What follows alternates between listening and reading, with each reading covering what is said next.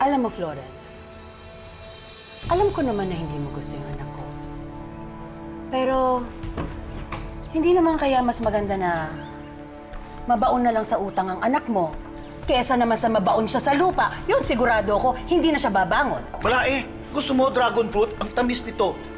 Oo, maliit lang pero matamis. Ako balae, huwag na lang, salamat na lang. Baka mamaya madagdagan pa yung utang ko. I'm glad you're aware. Mahirap nang masanay na nangungutang. Alam mo, Florence, hindi ako nagpunta rito para makipagtarayan sa'yo. Pero hindi rin ako papayag na nilalait mo ang anak ko sa harap ko. Alam mo, para sabihin ko sa'yo, hindi rin perpekto si Angela. Pero kahit kailan, hindi ko siya lalaitin sa harap ninyo. Alam mo kung bakit? Dahil alam ko, maiinis kayo. Makes sense. Pasensya na, Balae. Okay lang. Balae, mauna na ako. Florence, okay na ba tayo? Oh, teka muna ha. Para naman tumamis ka. Kainin mo yan.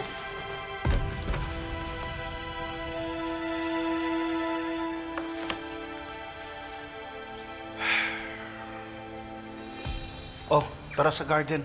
Kakusapin pa natin yung organizer ng wedding anniversary natin, di ba? Ha? Ikaw na lang bumalik doon. Lawrence, anong ginawa ko? You don't know? That's the problem, Danilo.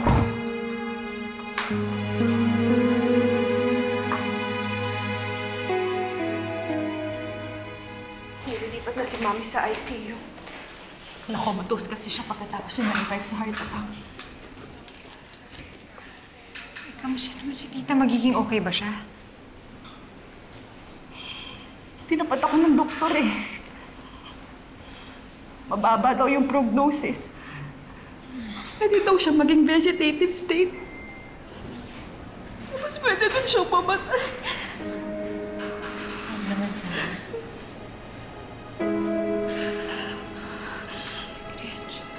Kasalanan ko lahat ng lalaking yun eh. Nag-away kasi si Mama at yung boyfriend niya dahil nalaman niya may ibang babae. Tapos lumayas, kinuha daw lahat ng laman na alahas siya pera dun sa safe ni Mami. Pati yung laman sa bangko, nilimas. Hindi tuloy kinain ni Mami kaya siya inatake.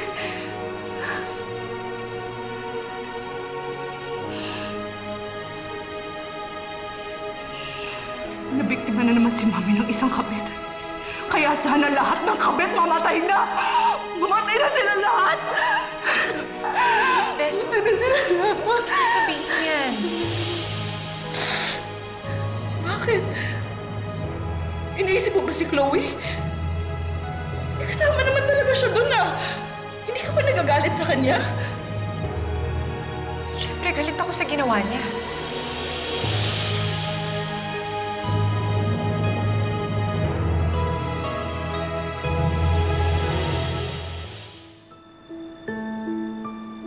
Galit ako sa ginawa niya.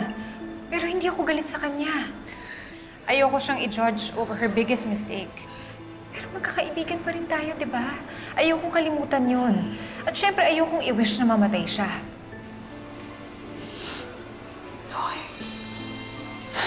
Okay, sorry. Binabawi ko na.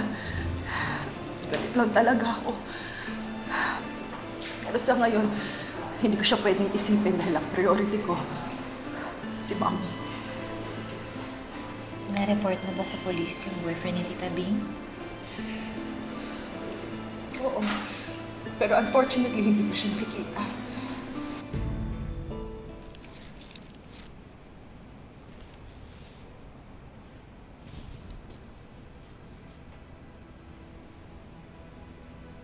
Iniisip mo ba si Chloe? Hindi ka ba nagagalit sa kanya? Bes, galit ako sa ginawa niya.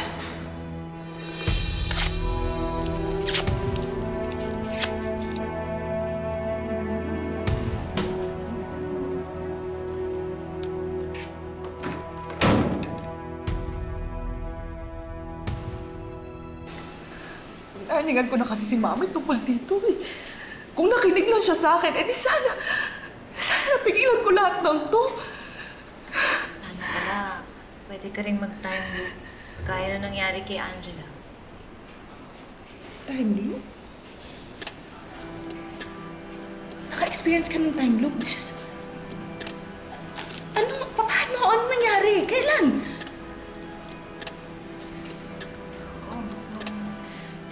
Nung nakataka si Elton.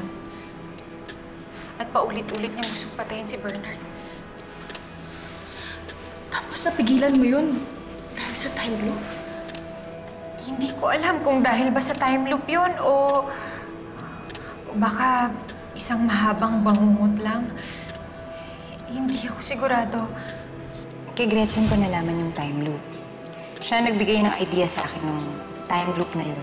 Pero habang sinasabi niya yun sa akin, nandun ako mismo sa time loop. Yung para sa mga movies, yung umuulit-ulit ang araw kasi trap sila sa time loop. Trap. Bes, di ba sabi mo, pangatlong beses na nangyayari sa'yo to. Yung pagising mo sa umaga, same day pa rin. Para sa'yo, hindi umuusad ang araw kasi nga, trap ka sa time loop, Bes. Bes, baka pwede mo naman akong tulungan.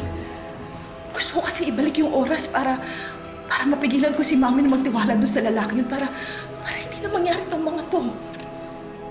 Sorry, Bes. Hindi ko alam pa paano nangyayari. Bigla na lang eh. Bigla na lang siya nagpapakita. Ito na ang huling pagkakataon na hihinto ang oras para sa'yo. Di bale, pagka nagpakita ulit siya, sasabihin ko sa kanya. Sino siya? Yung babaeng nakita namin ni Bernard nung nag-hiking kami sa Canlaon. Doon pa lang na-experience na namin yung paulit-ulit na oras dahil doon sa matanda. Yung paulit-ulit na pagkamatay ni Bernard. Siya ang tumulong sa akin para mawala ako doon sa time loop. Sa palagay ko, meron siyang powers para ma-experience ang tao yung time loop eh. Saan mo siya ulit nakita?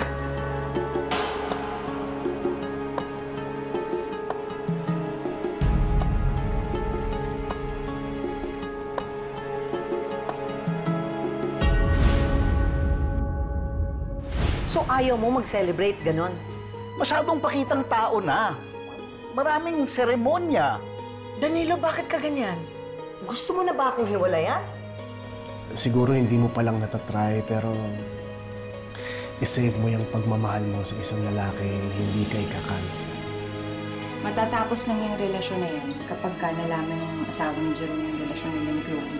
Balak mo bang isumbong si Chloe? Hi, Chloe. Hindi mo ba ako kakamustahin? I'm married now to Jerome Garcia. For sure, alam mo na yun. Kasi ikaw ang kabit niya, right?